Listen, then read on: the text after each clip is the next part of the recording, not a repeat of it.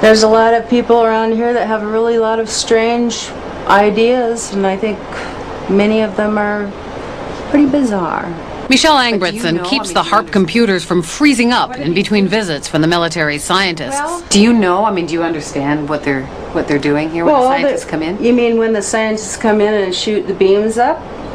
Yeah, they're shooting the beams up, and I think that heats a little small space in the ionosphere, and then you've got guys that are sitting on computers, and you've got people putting up weather poles that measure weather and everything like that. I mean, there's something spooky going on here. There have been claims made by some scientists that that you could heat up the ionosphere and affect local weather. If you were to do Eastland patents, I have no doubt that's the case. Claims are being made that it could disrupt global communications. Global? That it could shut down another country's communication system and enhance your own. Not HAARP. Not HAARP in as it is Alaska.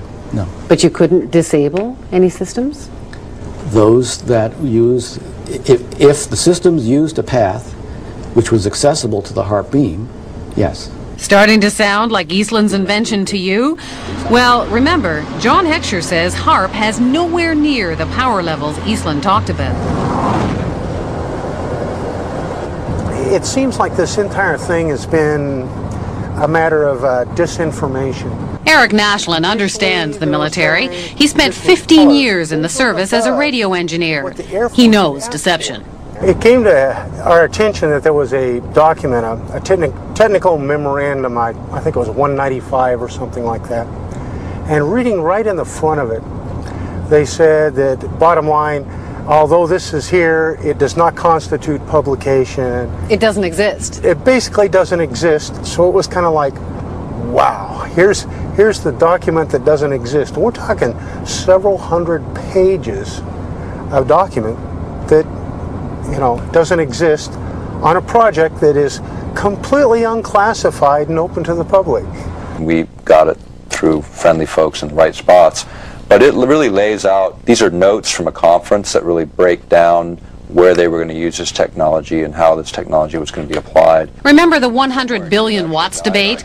Well, for Nick Begich, this document was pay dirt. And in the document that we uncovered, the actual desired level of these researchers is 100 billion watts. And there we're talking something closer to the order of what Bernard Eastland envisioned.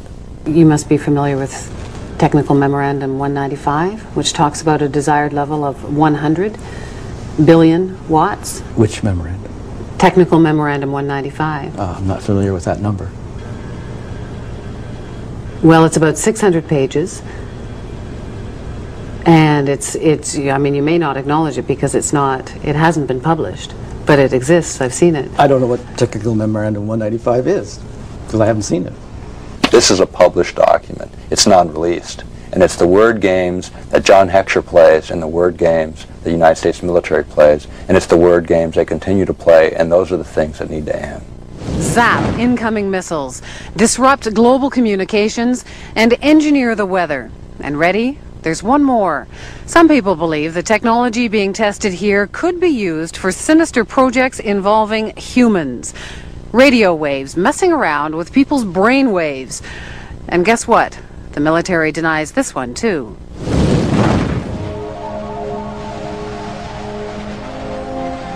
The human mind is subject to being affected by radio frequency energy, and that's what this device is.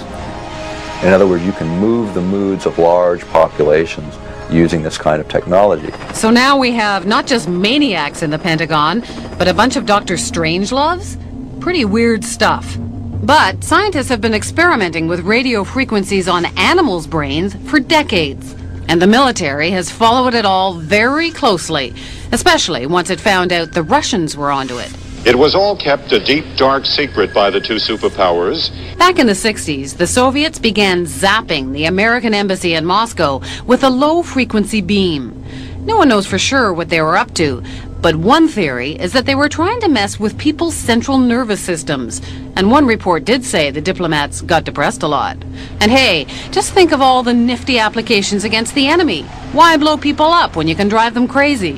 From documents dating back into the early 80s, we see that the military had discussed the possibilities of mind control through radio frequency energy. The possibility is there. The military has studied it. A 1982 Air Force report called radio frequency energy a major new research initiative and said that RF can, quote, disrupt normal purposeful behavior. A 1987 military report called for more research on RF energy as a non-lethal weapon, while pointing out that most of the existing technology is classified.